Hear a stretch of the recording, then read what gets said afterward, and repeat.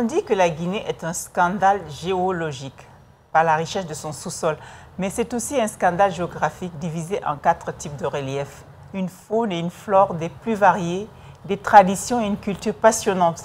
Le pays dispose d'un potentiel touristique extraordinaire qui n'a rien à envier au reste du monde. Mon invité fait partie de ces personnes qui croient au développement de ce potentiel et se battent pour que le tourisme soit une activité phare de notre pays. Mariam Kaba est la fondatrice de Miranas Tourisme. Bonjour Mariam. Bonjour. Mariam, tu vas te présenter en une phrase. D'accord. Mariam Kaba, curieuse et passionnée. J'adore la nature. Alors, au-delà du tourisme, je suis passionnée de la technologie. Ah, d'accord.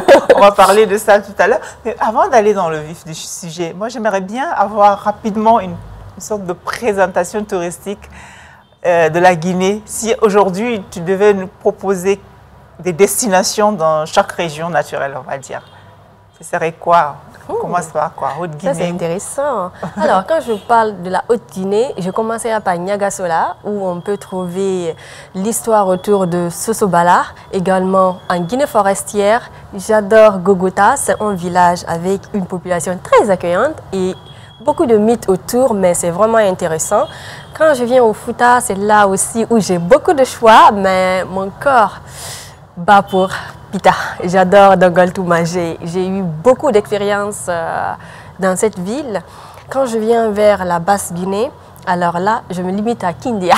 Okay. Alors, pour parcourir la Guinée en 4, donc ça va être... on a tellement de bonnes choses à voir que c'est très serré pour moi de dire telle ville, telle ville. Mais si je dois recommander des villes à visiter, ça serait Pita. Quand je viens en Haute-Guinée, ça sera Sigiri. En Guinée forestière, ce sera Lola. En Basse-Guinée, ça sera Kindia. D'accord. Alors, Mariam, donc ça veut dire que vous avez fait le tour de la Guinée. Effectivement. De toutes les 4 régions et avec toutes les richesses. Et vous croyez que le tourisme a de l'avenir dans ce pays, que le tourisme peut rapporter? Ça peut rapporter beaucoup de choses. Au-delà de l'aspect financier, ça nous apprend à se cultiver. Chaque zone de la Guinée a une richesse. Au-delà de notre paysage, de notre richesse en tout ce qui est mine, on a la communauté. Déjà que moi je fais le tourisme communautaire, je me base plus sur la richesse communautaire. Quand on part au Fouta, on n'apprend pas que la langue, on apprend l'activité artisanale. Et ça, c'est valable pour toutes les régions de la Guinée.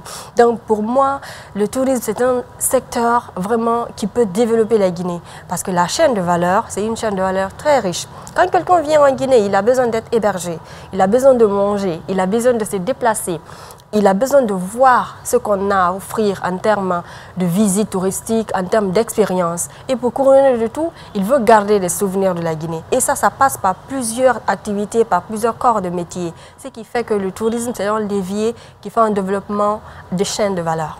Donc voilà, rien qu'avec tout ce que vous avez cité, donc dedans on développe l'agriculture, l'élevage, l'artisanat, et j'en passe. Mais Mariam, je sais que depuis que vous étiez étudiante, vous avez commencé avec votre activité Miranas. Aujourd'hui, qu'est-ce que devient Miranas? Alors, déjà, cette entreprise touristique. Une agence qui conçoit les produits touristiques. Aujourd'hui, au-delà des excursions, nous offrons des team building aux entreprises. Également, on fait des accessoires à base de textiles guinéens parce que le tourisme, ça va de pair avec l'artisanat. Alors, Miranas, on est passé d'individuel maintenant à Sarlu.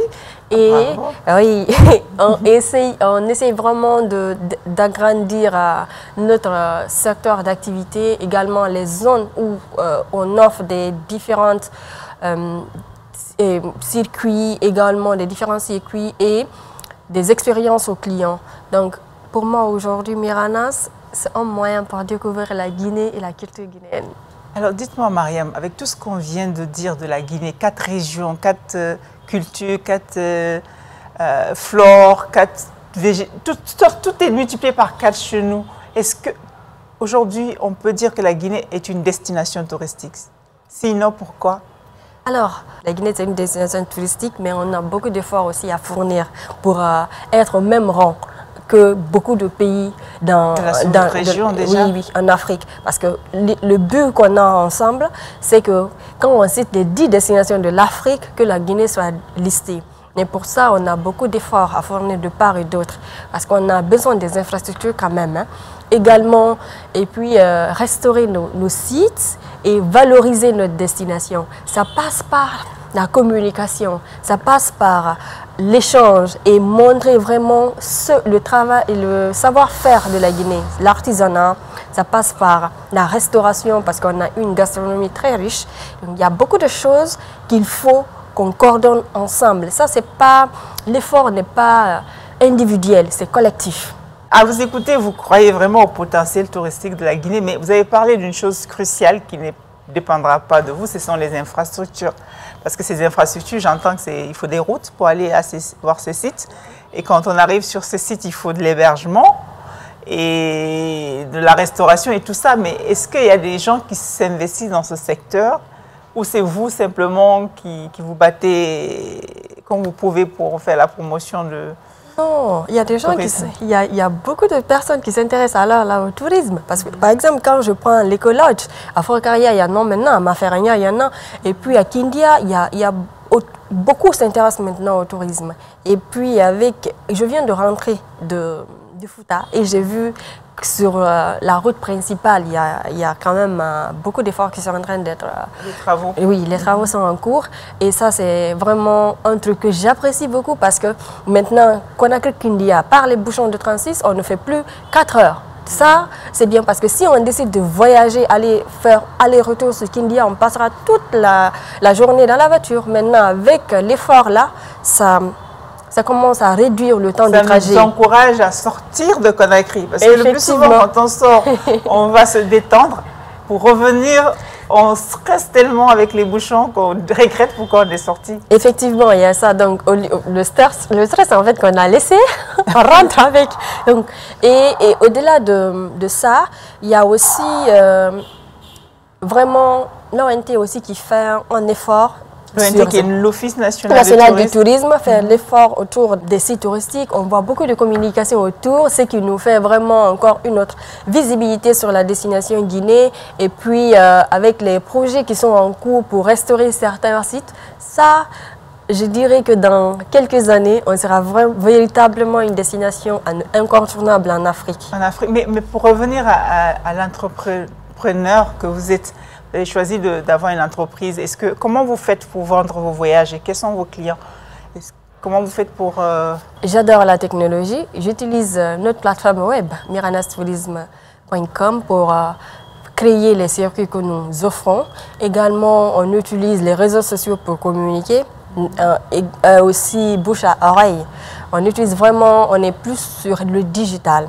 Alors, nos clients, ce sont des Guinéens, ce sont des touristes qui rentrent, également des entreprises. D'accord, des entreprises qui souscrivent, des sorties professionnelles, j'imagine. Effectivement, qui souscrivent à nos offres de team building. D'accord.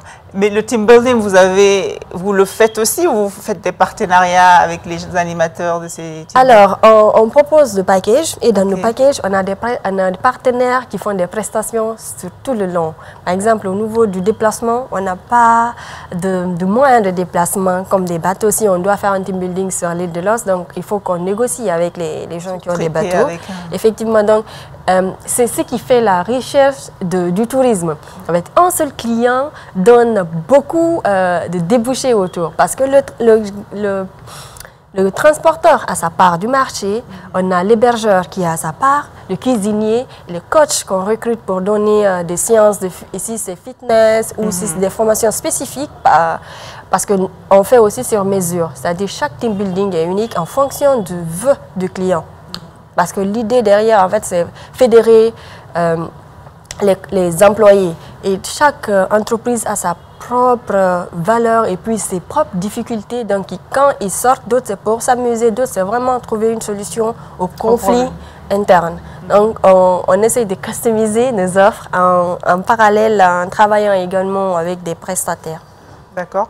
Et Mariam Mirana, c'est devenu une Sarlu, c'est ça? Donc, avec des employés, j'imagine. Quel boss est Mariam? Comment elle gère sa petite équipe à l'interne? Disons, là, je suis joyeuse, en même temps stricte. parce que notre mission, c'est d'offrir une expérience unique aux clients. Et pour que l'expérience là soit unique, il y a beaucoup de choses qu'il ne faut pas jouer avec. Il faut que les gens soient à temps. Certes, des fois, dans l'organisation, on peut avoir toujours des difficultés parce que surtout moi, dans mon secteur où je gère beaucoup plus avec les prestataires, c'est assez stressant pour gérer parce que même si l'équipe de Miranas est à l'heure, si le prestataire n'est pas là, oui. C'est juste l'expérience que nous voulons offrir aux clients. C'est pourquoi avec ma team, on essaie vraiment d'être à l'heure parce que c'est comme l'exemple que je dis tout le temps à mon assistante. Quand tu as un retard à l'aéroport, tu perds ton billet d'avion. Ouais. Donc ça veut dire que même si tu es là en Guinée, tu dois être à l'heure avant ton client. Tu dois t'assurer vraiment que tout ce que tu dis est respecté, même si des fois, quand il y a des erreurs, assumer ces erreurs. Ne pas dire non, c'est tel personne. C'est un prestataire qui a commis l'erreur, mais c'est dans l'expérience que j'offre. C'est toi qui as signé l'engagement. Donc, j'assume cette responsabilité. Donc, avec mes prestataires, on essaye vraiment de travailler surtout sur ça, le fait de respecter l'heure et les engagements donnés aux clients, parce que derrière, c'est Miranas qui est vu. Et que quand même, les problèmes qu'il cause, on ne peut pas les réprimander parce que le client ne le connaît pas. Donc ça, c'est quelque chose c'est une chose que je me bats au quotidien pour que les choses avancent bien. Mais en ce qui concerne mon équipe interne, je joue quand c'est l'heure de jouer, mais quand c'est le travail, on joue pas. C'est la bosse. Mariam, quelle est la femme qui t'inspire? Alors, là, je dirais ma grand-mère. Elle n'est plus de ce monde. Mais vu que j'ai grandi avec elle, j'ai appris beaucoup de choses.